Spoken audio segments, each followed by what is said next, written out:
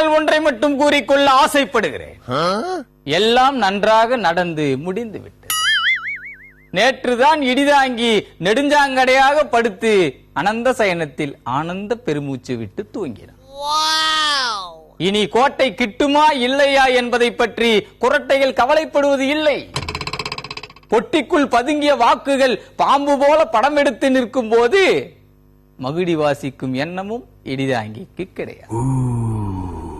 பொட்டி முடிவுகள் என்ன என்று சிந்திக்க தொடங்கினால் குரட்டையை குறுக்கீடு செய்வதாக அமைந்துவிடும்.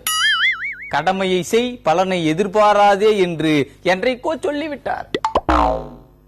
பள்ளி காலங்களில் பரீட்சை எழுதியதோடு கேள்வித்தாள்களில் கப்பல் செய்து கூவத்தில் விட்டு அழகு பார்த்தவன் இடிதாங்கி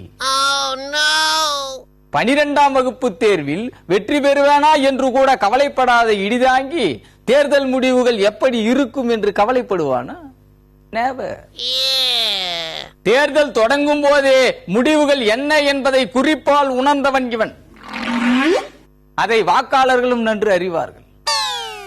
இடிதாங்கி மைக் முன்னால் நின்று கொண்டு 234 தொகுதிகளும் எனக்குத்தான் சொந்தம் என்று சவடால் அடிக்கும் போது வாக்காளர்கள் சிரிக்கும் நமட்டு சிரிப்பை கண்டும் காணாதது போல் பாவனை செய்யும் பக்குவத்தை அடைந்தவன் இடிதாங்கி.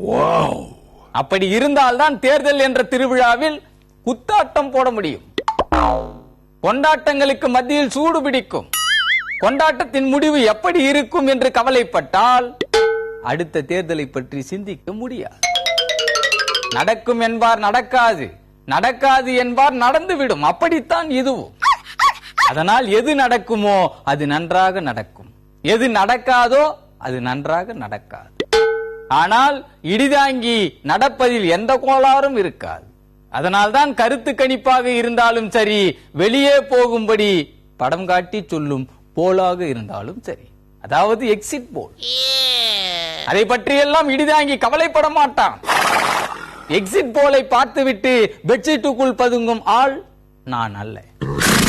எக்ஸிட் போல் எனக்கு சாதகமாக இல்லாவிட்டாலும் அது ஒரு விதமான எக்ஸைட்மெண்டை எனக்குள் உற்பத்தி பண்ணி கொண்டிருப்பதை உணர்ந்ததால் தான் ஜனநாயகம் என்னும் திண்ணையில் துண்டை போட்டு நிரந்தரமாக உறங்க முடியும். என்னை பொறுத்தவரையில் வெற்றி என்பது ஒரு முற்றுப்புள்ளி. வெற்றி பெறாமல் இருந்தால்தான் போட்டியில் என்றும் நிலைத்து நிற்க முடியும். அதை விட்டுவிட்டு போட்டியில் இருக்கும் வாக்குகள் யாருக்கு சொந்தம் கவலைப்படுவதால் விடைகள் கிடைத்து விடுவது இல்லை. கண்டெய்னரில் காணப்பட்ட 570 கோடியும் எந்த கணக்கில் வைக்கப்பட்டிருக்கிறது என்பதை வாய்மையே வெல்லும் என்று கூறியவர் கூட அறியாத வரைக்கும் முடிவுகள் என்னவாக இருந்தாலும் அதை சிரித்துக் கொண்டே ஏற்றுக்கொள்வான் என்ற உண்மையை கூறி உங்கள் எல்லோரையும் எச்சரித்து விடைபெறுகிறேன். நன்றி, வணக்கம்.